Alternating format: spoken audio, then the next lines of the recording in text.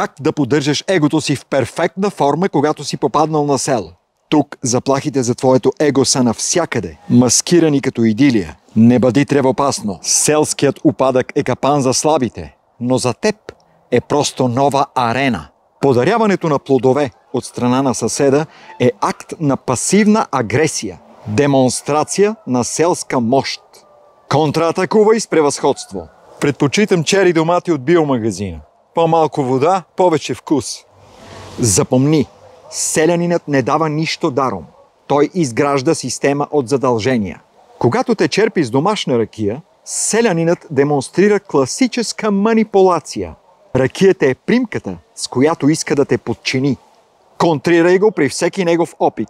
Подчертай поне 5 пъти колко скъпо струва твоята последна бутилка уиски. В селската джунгла няма място за смирение, а само за доминация.